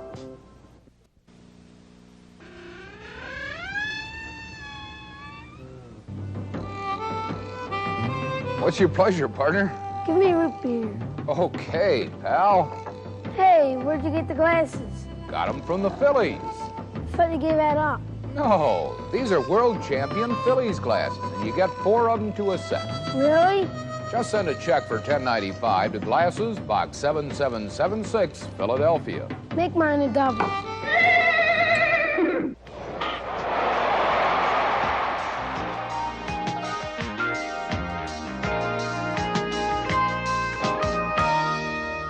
It's the men's turn, Sunday, July 3rd. Maxwell House and the Phillies give all the men 15 and over this long-sleeve sweatshirt. Hey, Neil. Hey, Greg, have you heard about Sweatshirt Day? Yeah, just what I need for after a game, and I've marked it on my calendar. Maxwell House Sweatshirt Day for men 15 and over, Sunday, July 3rd at 1:35. Hey, Tug, what do you really do out here in the Phillies bullpen? Hey, who do you think does the cooking for these relievers down here? And I'm going to be doing some real cooking this season when I get my Phillies barbecue apron. Well, Tug, you're not the only one who'll get one of these Budweiser aprons, because they're free for all fans 15 and older on Saturday, July 7th.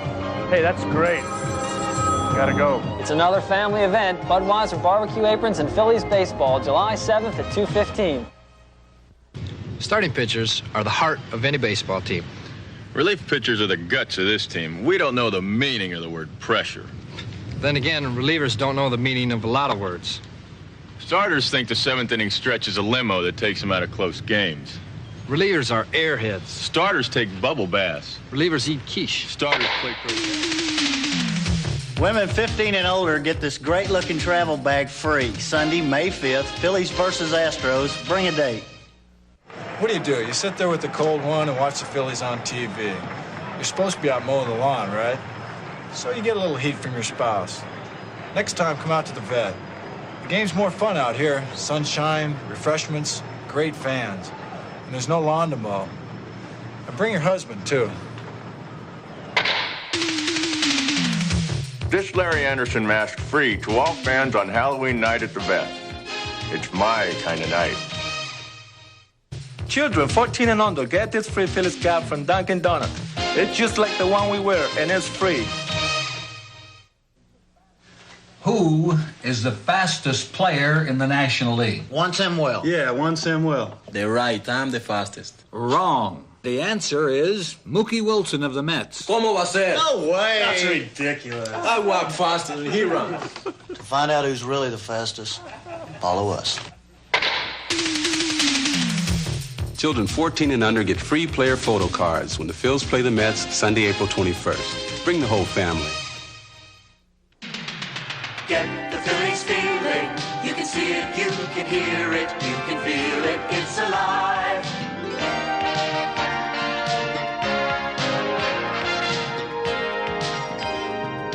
Veterans Stadium, Philadelphia, Friday night, August 21st. The Bull Blast returns. Greg Luzinski and Dick Allen in a home run contest. The Dully in Philly between games of the Phils Dodgers Twine-Nighter. It's alive. Get the Phillies feeling. See it, hear it, feel it. Phillies baseball. Get it all. Live it at the Vet and feel it. Team Shirt Day. All fans 14 and under get this red pinstripe 3-button shirt when the Phillies take on the Cubs Sunday, July 31st at 1:35. Get the Phillies feeling. Got it, get it, at the Vet. Man, the Marlins and the Braves are coming to town. I gotta get ready.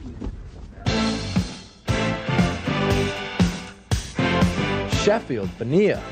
Man, those guys can hit. Maddox, Smoltz, Glavine, Nagel. Go, Rico, go! Kenny Lofton. That guy can fly.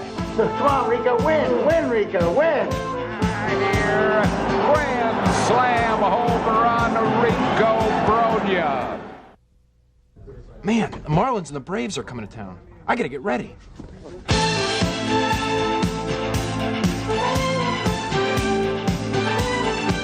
Go, Rico, go, Rico!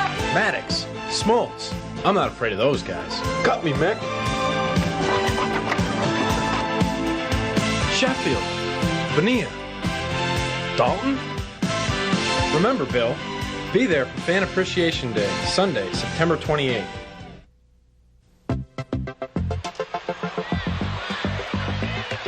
Come on, let's go. I can strike this guy out. Killison for the sign.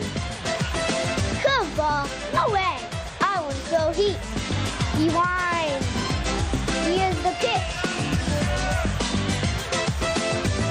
Fastball flew him away. Gotcha. Struck him right out of there. Have a nice day. Thank you. Okay, see you guys. Have a good day. Hey! Oh, look at it. They go. Come, Nick. You go. We go now. That ball, give me right here. He gets the back underside of that. Call the cops. Ow, ow, ow, ow. Wendell, what a jump. Get back on that ball now, baby. How you? Look at it. Oh. Hey, you got the pitcher hitting. He's going to bunt here. Let's just see what we can do. Had to get dirty, Mick. Got kid, got kid. Now let him pick us to finish last. That's fine. Because we will sneak up on some people and bite them hard.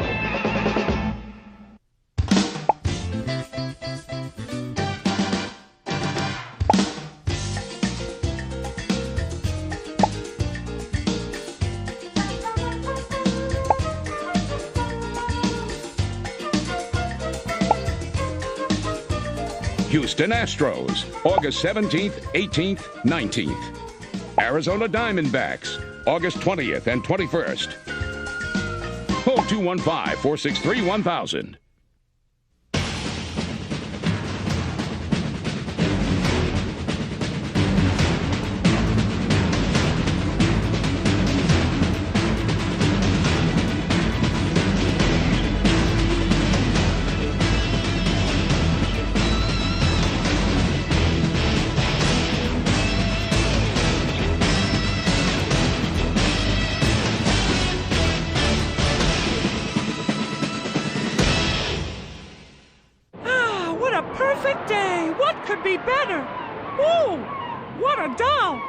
Come down and see the Phillies July 9th and get a free beach towel courtesy of Modell Sporting Goods. Hey, don't bogart that drink. The Phillies, bring on the fun. Honey, we're home. Did you miss us? Did you miss me? Come on, give us a hug.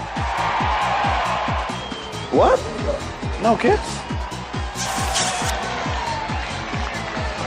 They're home. The Phillies home opener Friday, April 5th at 3:05. Get a free Phillies cap courtesy of Modell Sporting Goods. Call 215-463-1000.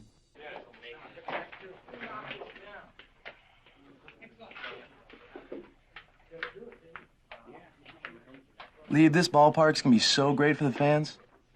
Yeah, there's your little band of Wolfpackers over there. Yeah, where's Lieberthal's little fan group? Oh, wait, you don't have one, do you? Get season tickets now and be on the priority list for the new ballpark. Choose your seats, choose your plan. Call 215-463-5000. Haven't you always wanted to own a piece of Vet Stadium? It's like owning a piece of history. It's like owning a piece of my soul. And now you can, by purchasing a pair of authentic, vintage Vet Stadium seats. Each pair of seats comes with its own certificate of authenticity, and each carries the unique patina that can only come with the passage of time. Mustard. Vet Stadium seats are on sale now. Call 215-463-1000 or visit Phillies.com.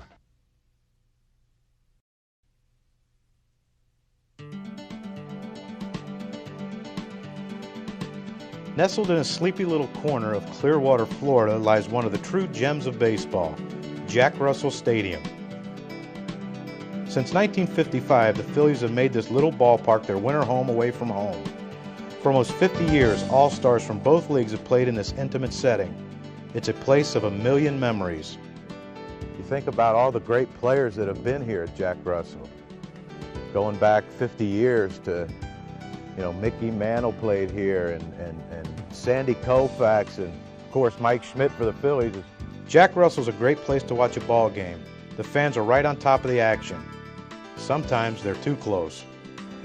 The problem is the spring trainings that I personally had, there was a lot of ground outs and a lot of four-letter words come out of my mouth, and so, you know, some of the fans were a little bit, you know, miffed at my language. There's a big grill out behind the left field bleachers that fills the whole place with the aroma of burgers and bratwurst. That made it pretty tough to concentrate by the second inning. But this area right here, this general area here in right field, is actually where we did our stretching and running, and so this brings back a lot of bad feelings. You know. To me, it's just, you know, it's nice, beautiful, lush grass, and it was a place for me to take a nap, and so, you know, John Vukovic used to come over and yell at me every morning. You know. You're a much better player. The fatter you get, the better you hit him. You might be the best fat player I've ever seen. This is the training room, the door to the training room. We're not allowed in there. Jeff Cooper, the Phillies trainer for 60 years, not allowed in. Equipment room, not allowed in there. Here's the kitchen. We are allowed in here, believe me. I've spent a lot of time in here. Turk, how you doing, Turk? See the kitchen, you know, they got nice water, fruit and everything. Brandon Duckworth in his underwear, always a pretty sight in the morning. This is it right here. Very new, renovated, old, crappy place, but this is nice, you know. My locker was, where was my locker? Yeah, there's a couple old ladies that used to set up here and yell at Mitch every time he'd walk in from the bullpen.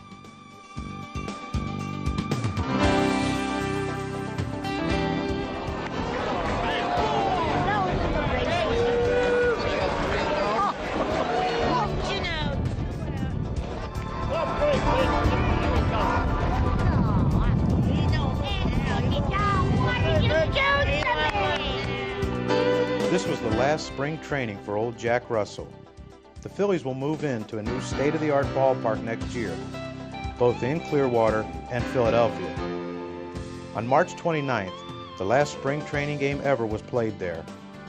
After the game, fans were allowed to run the bases and create one last memory. Then sadly, one of the nicest little landmarks in Phillies history will fade away.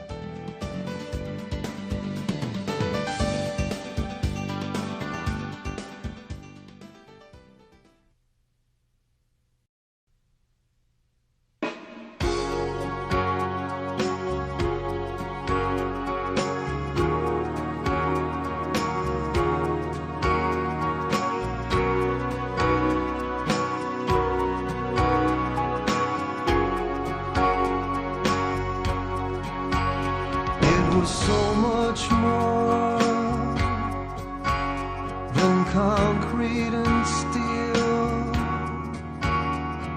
place where so many dreams were made.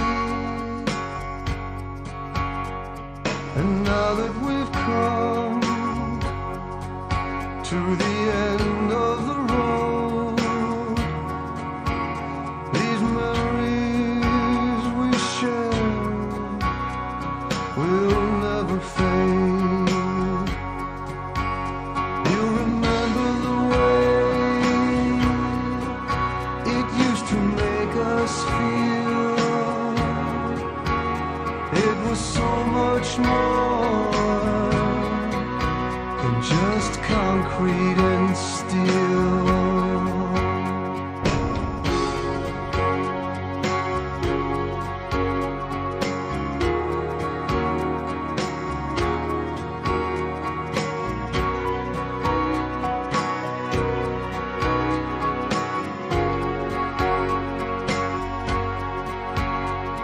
A special place,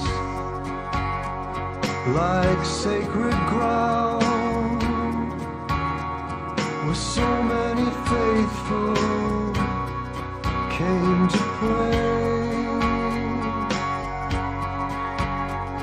The young and the old were one and the same. We all were a part of so much more than just a game. You'll remember the way it used to make us feel. It was so much more than just concrete and steel. I've heard it said it had a life of its own. I swear that once I heard it cry.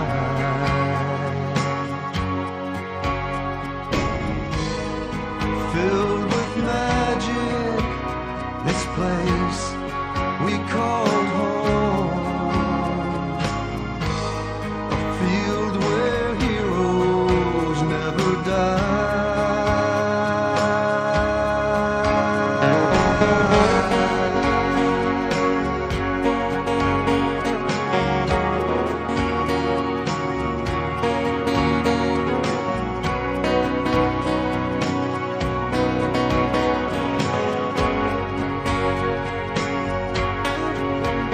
We'll remember the way